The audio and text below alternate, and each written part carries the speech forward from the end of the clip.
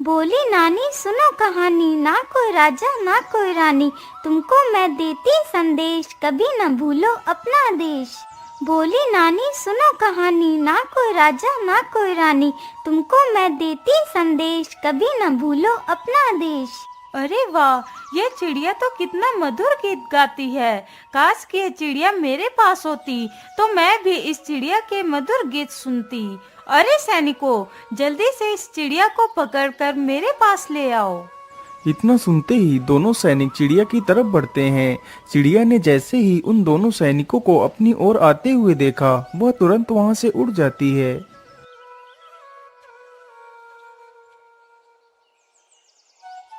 अरे राजकुमारी जी, चिड़िया तो उड़ गई।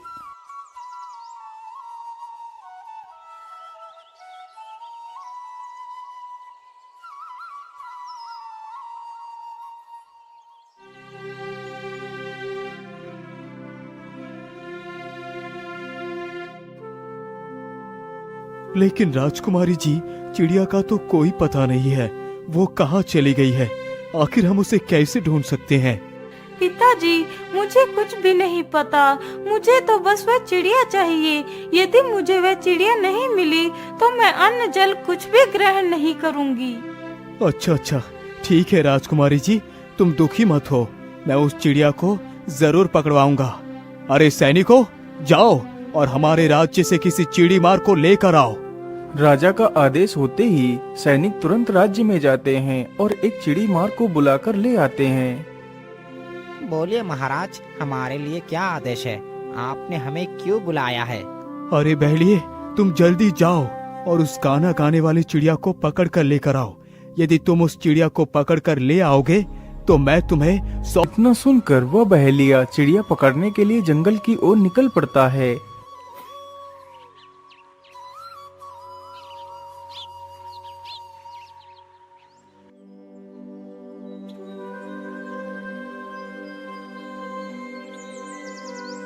शिकारी चलते चलते जल्दी ही घने जंगल में पहुंच जाता है।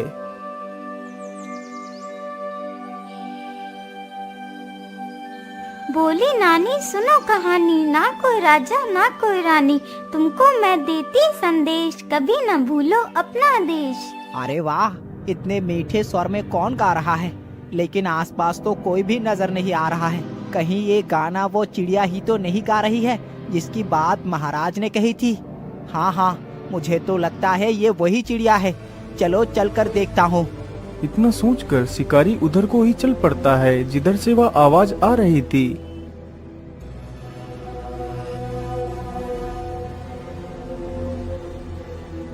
अरे वाह वाह, चिड़िया तो मिल गई। चलो जल्दी से अपना जाल बिछा देता हूँ। फिर शिकारी जल्दी से अपना जाल पेड़ के नीचे बिछा देता है और उसमें दाने डाल देता है। मैंने जाल तो बिछा दिया है, चलो अब यहाँ से दूर चलकर छिप जाता हूँ। अरे पेड़ के नीचे तो कितने सारे दाने बिखरे हुए पड़े हैं। चलो जल्दी से कुछ दाने चुग लेती हूँ।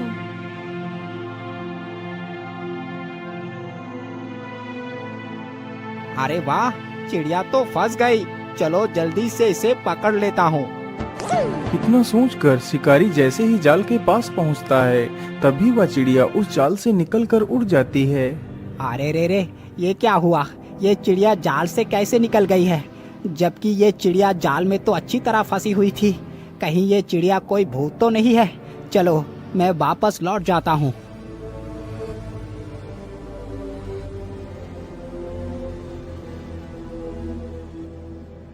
लेकिन तुम उस चिड़िया को क्यों नहीं पकड़ सकते? महाराज, वो कोई साधारण चिड़िया नहीं है। मुझे तो लगता है महाराज, वो चिड़िया जरूर कोई भूत है, क्योंकि आज तक मेरे जाल में फंसी कोई भी चिड़िया बाहर नहीं निकल पाई।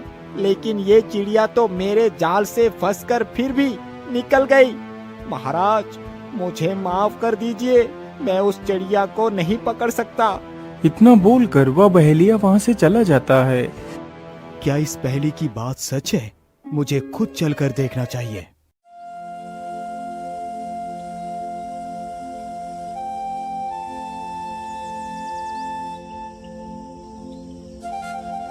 अगले ही दिन सुबह ही राजा एक पिंजरा लेता है और जंगल की तरफ निकल पड़ता है। राजा चलते चलते जल्दी ही उस जगह पर पहुंच जाता है जहां पर वह चिड़िया रहती थी। बोली नानी सुनो कहानी, ना कोई राजा ना कोई रानी, तुमको मैं देती संदेश, कभी न भूलो अपना देश। अरे वाह, ये चिड़िया तो सच में कितना मीठा गाती है। मैं ऐसा करता हूँ, यही पेड़ के नीचे दाना डालकर पेड़ के पीछे जाकर छिप जाता हूँ।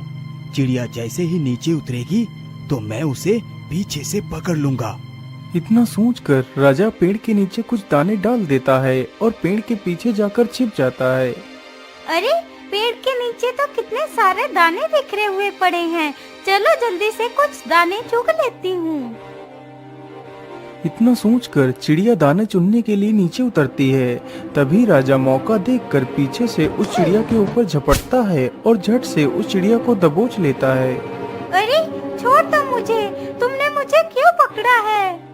राजा तुरंत उस चिड़िया को पिंजरे में बंद कर लेता है और वहाँ से निकल पड़ता है।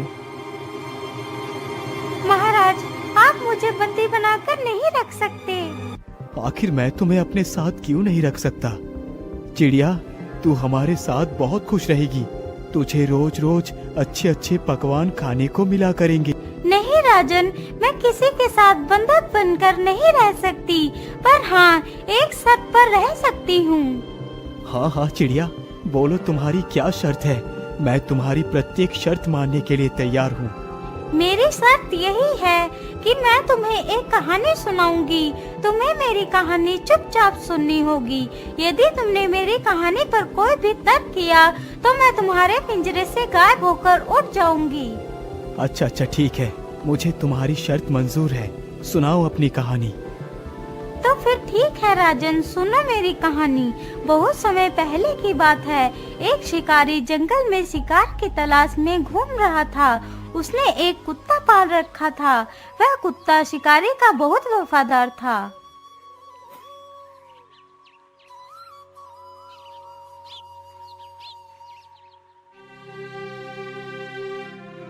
हे भगवान, मुझे जंगल में घूमते घूमते सुबह से दोपहर हो चुकी है, लेकिन अभी तक मुझे कोई शिकार नहीं मिला है।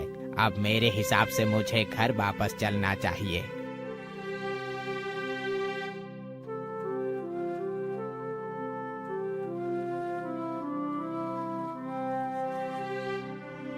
अरे कोई है, मेरी मदद करो, मैं इस जंगल में फंस गया हूँ।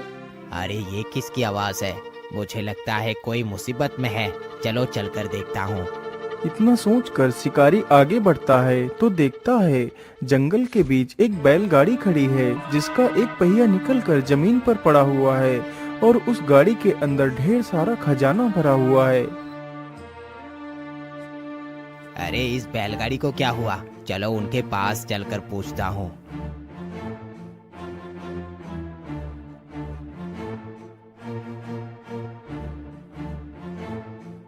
अरे सेठ जी, क्या बात है? आपकी बैलगाड़ी को क्या हुआ? अरे क्या बताओ भाई, पता नहीं कैसे मेरी बैलगाड़ी का एक पहिया निकलकर जमीन पर गिर गया, जिसकी वजह से मैं इस जंगल को पार ही नहीं कर पाया। अब तो जल्दी से शाम भी होने वाली है। क्या आप मेरी कुछ मदद कर सकते हैं? हाँ हाँ सेठ जी, क्यों नहीं, बोलिए आपको मेरी क्या सहायता चाहिए? अरे भाई, मैं किसी गाड़ी ठीक करने वाले को गांव से बुला कर लाता हूँ। तब तक के लिए क्या आप मेरी बैलगाड़ी की देखरेख कर सकते हैं? हाँ हाँ सेठ जी, क्यों नहीं, आप निश्चिंत होकर जाइए। मैं आपकी बैलगाड़ी की देखरेख की जिम्मेदारी लेता हूँ। इतना सुनते ही सेठ वहाँ से चला जाता है। शिकारी को बैठे बैठे वहाँ पर काफी समय गुजर जाता है। अब तो धीरे धीरे रात भी हो गई थी। हे भगवान, सेठ को तो गए हुए काफी समय हो चुका है, लेकिन वो अभी तक लौट कर क्यों नहीं आए? अब तक तो मुझे घर में होना चाहिए था। मेरी माँ को तो रात में दिखाई भी नहीं देता, तो फिर वो खाना कैसे बना पाएगी? मैं ऐसा करता हूँ, अपने कुत्ते को यहीं पर पहरेदारी के लिए रख देता हूँ और मैं जल्दी से खाना बनाकर वापस आ जाऊंगा। अरे शेरू, मैं घर जा रहा हूँ खाना लाने के लिए। तुम यहीं पर रुकना और अच्छे से गाड़ी की देखरेख करना। मैं जल्द ही वापस आ जाऊंगा। इतना बोलकर शिकारी वहां से अपने घर को चला जाता है और वह कुत्ता गाड़ी की देखरेख करने लगता है। कुछ देर में ही वह सेठ भी वापस आ जाता है तो देखता है कि शिकारी वहां से जा चुका है। यह देखकर उसे शिकारी के ऊपर बहुत क्रोध आया। तभी उसकी नजर उस शिकारी के कुत्ते पर पड़ती है। अरे वाह, तो इसका मतलब ये कुत्ता ही तब से मेरी बैलगाड़ी की रखवाली कर रहा था। वाकई कुत्ता कितना वफादार है। अरे तुम तो कितने बहादुर और वफादार हो। तुमने मेरे गाड़ी की अकेले ही देखरेख करी है। मैं तुमसे बहुत प्रसन्न हूँ। ये लो, मैं तुम्हें 5 सोने की मोहरें देता हूँ। अब तुम इन मोहरों को लेकर यहाँ से जा सकते हो। कुत्ता तुरंत ही उन सोने की मोहरों को अपने मुंह में रखता है और जल्दी ही अपने मालिक के पास पहुंच जाता है।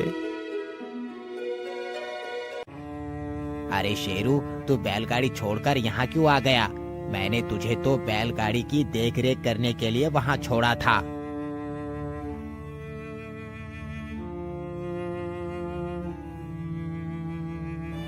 ये देखकर शिकारी को कुत्ते के ऊपर बहुत गुस्सा आया। उसे लगा कि कुत्ता गाड़ी से वह मोहरे चुरा कर लाया है। अरे दोस्त, मैंने तुझे वहाँ रखवाली के लिए रखा था और तू ये मोहरे चुरा कर ले आया है। मैं तुझे जिंदा नहीं छोड़ूंगा। इतना कहकर शिकारी एक डंडा उठाता है और कुत्ते के सिर पर मारता है, जिसकी वजह से कुत्ता वहीं पर गिरकर मर जाता है। चलो, मैं जल्दी से इन मोहरों को उठाकर ले चलता हूँ और इन्हें सेठ को सौंप देता हूँ। इतना सोचकर शिकारी जल्दी से उन सारी मोहरों को उठाता है और जल्दी ही सेठ के पास पहुँच जाता है। सेठ जी, मुझे माफ कर दीजिए। मैं यहाँ से घर खाना लाने के लिए चला गया था। इतने में ही मेरे कुत्ते ने आपके 5 सोने की मोहरे को चुरा लिया और इन्हें लेकर यहाँ से भाग गया। मैं आपकी मोहरे आपको लौटाने आया हूँ। अरे नहीं भाई, आप ये कैसी बात कर रहे हैं? आपका वो कुत्ता कोई चोर नहीं है। वो तो बहुत वफादार और बहादुर है। वो तो मेरी गाड़ी की देखभाल बिल्कुल अच्छी तरह कर रहा था और ये 5 मोहर मैंने उसे खुद ही दी थी। सेठ के मुंह से यह बात सुनते ही शिकारी के पैरों तले जमीन खिसक जाती है। हे भगवान, ये मैंने क्या पाप कर दिया? मैंने अपने ही वफादार को मार दिया। शेरू, मुझे माफ कर दो। मैंने तुम्हें गलत समझा। तो सुना महाराज उस वफादार की कहानी। हाँ, मैंने तुम्हारी कहानी बड़े ध्यान से सुनी है, लेकिन शिकारी को कोई भी फैसला लेने से पहले एक बार सोच लेना चाहिए था। अरे महाराज, ये आपने क्या किया? आपने तो मेरी साथ तोड़ दी। आपने मेरी कहानी पर तर्क किया, इसलिए मैं तो चली। इतना बोलकर वह चिड़िया पिंजरे से निकलकर उड़ जाती है। राजा फिर से उस चिड़िया का पीछा करता है और वहीं पेड़ के पास जाकर खड़ा हो जाता है।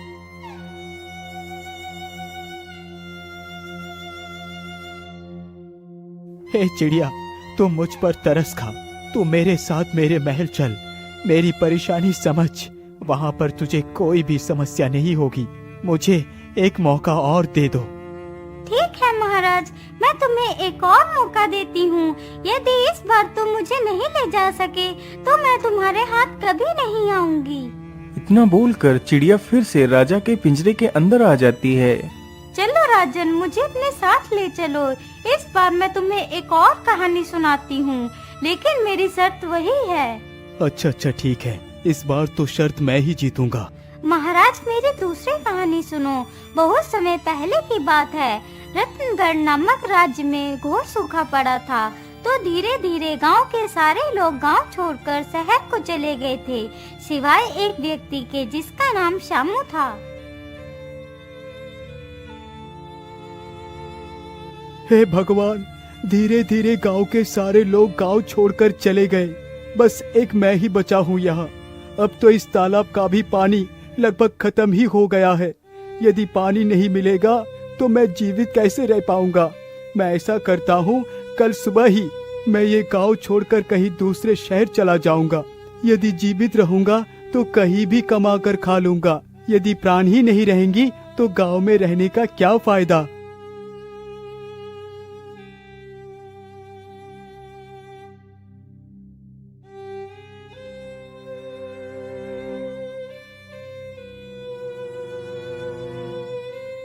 अगली सुबह ही श्यामू अपने लिए कुछ पोटली में खाना बांधता है और शहर की तरफ निकल पड़ता है।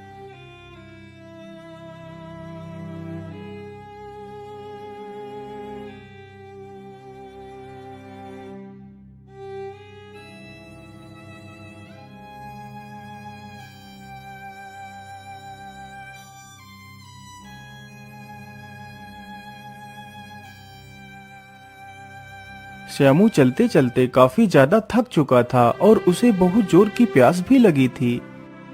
हे भगवान, इतनी कड़कती धूप में पैदल चलना कितना मुश्किल है और ऊपर से इतनी जोर की प्यास भी लगी है। क्या करूं? पानी कहां से लाऊं? मुझे तो लगता है मैं इस प्यास के कारण तो बाद में मरूंगा, उससे पहले इस कड़कती धूप और थकान से ही मर जाऊंगा। मैं ऐसा करता हूँ, इसी पेड़ के नीचे थोड़ा सा आराम कर लेता हूँ, फिर पानी की तलाश करूंगा। इतना सोचकर श्यामू पेड़ के नीचे बैठ जाता है। पेड़ की छांव में बैठते ही उसकी आंखें बंद होने लगती हैं। तभी उसके पैर पर कुछ पानी की बूंदें गिरती हैं।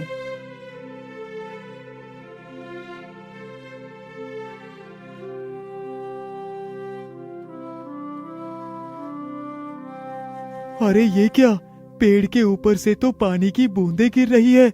चलो, मैं जल्दी से इन बूंदों को एक बर्तन में एकत्रित कर लेता हूँ। श्यामू जल्दी से अपने आसपास देखता है तो उसे एक घड़े का टूटा हुआ टुकड़ा मिलता है। तो वह उस टुकड़े को हाथ में पकड़कर वहीं पर खड़ा हो जाता है।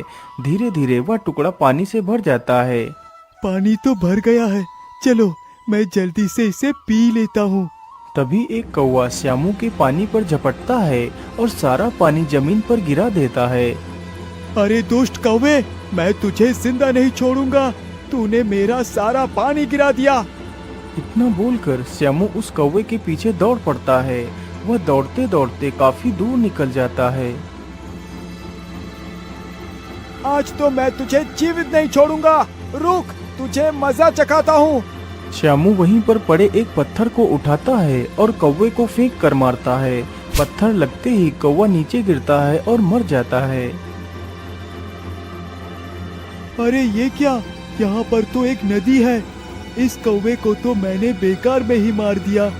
इसकी वजह से तो मुझे ये नदी मिली है।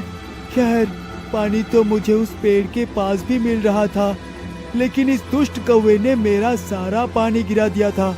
चलो, मैं जल्दी से थोड़ा सा पानी पी लेता हूँ। इतना सोचकर श्यामू जल्दी से पानी पी लेता है। आहा, अब मेरी आत्मा को शांति मिली। चलो, अब जल्दी से अपनी खाने की पोटली को चलकर उठाता हूँ। फिर श्यामू जल्दी ही उस पेड़ के पास पहुँच जाता है। अरे वो पानी तो अभी भी टपक रहा है, लेकिन इस पेड़ पर पानी आ कहाँ से रहा है? श्यामू जैसे ही अपना सिर उठाकर पेड़ की तरफ देखता है तो पेड़ की डाल पर एक सर्प मरा हुआ लटक रहा था, जिसके मुंह से वह विष की बूंदें टपक रही थीं, जिसे श्यामू पानी समझकर पीने जा रहा था। अरे राम राम राम राम, ये मैंने क्या कर दिया? मैं जिसे पानी समझकर पीने जा रहा था, वो तो एक जहरीली सर्प का विष था। उस कौवे ने तो मेरे प्राण बचाए थे और मैंने बदले में उसे मौत दे दी। मुझे माफ कर दो कौवे भाई, मुझे माफ कर दो। तो सुना राजा, उस कौवे ने उसके साथ कितनी वफा की, फिर भी उस इंसान ने उसे मार दिया। हाँ हाँ चिड़िया बहन, आप एकदम ठीक कहती हैं। उस दुष्ट शामू को तो एक बार ये सोचना ही चाहिए था कि आखिर पेड़ पर पानी कहाँ से आ रहा है। महाराज, आप फिर से अपनी शर्त को हार चुके हैं। आपने फिर से मेरी कहानी पर तर्क किया, इसलिए मैं तो चली। इतना कहकर वह चिड़िया फिर से पिंजरे से गायब होकर उसी पेड़ के पास पहुंच जाती है। तो राजा फिर से उस पेड़ के पास वापस जाता है और अपनी सारी कहानी उस चिड़िया को सुना देता है। हे चिड़िया बहन, यदि आप मेरे साथ नहीं चलेंगी तो मेरी पुत्री बिना कुछ खाए पिए ही अपने प्राण त्याग देगी। महाराज, आप दुखी मत होइए। आप इस पेड़ की एक पत्ती को ले जाकर अपने बेटे को खिला दीजिए, तो आपकी बेटी कोई भी जिद नहीं करेगी और फिर ठीक हो जाएगी। इतना कहकर वह चिड़िया उस पेड़ की एक पत्ती तोड़कर नीचे डाल देती है। राजा जल्दी से उस पत्ती को उठाकर वहां से चला जाता है।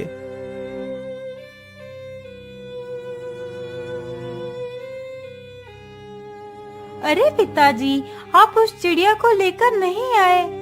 बेटी, उस चिड़िया ने तुम्हारे लिए एक पत्ती भेजी है और कहा है जब राजकुमारी इस पत्ती को खा लेगी तभी मैं वहाँ पर आऊंगी। इतना सुनते ही राजकुमारी वह पत्ती खा लेती है। उस दिन से राजकुमारी उस चिड़िया के बारे में सब कुछ भूल जाती है और खुशी खुशी अपने परिवार के साथ रहने लगती है।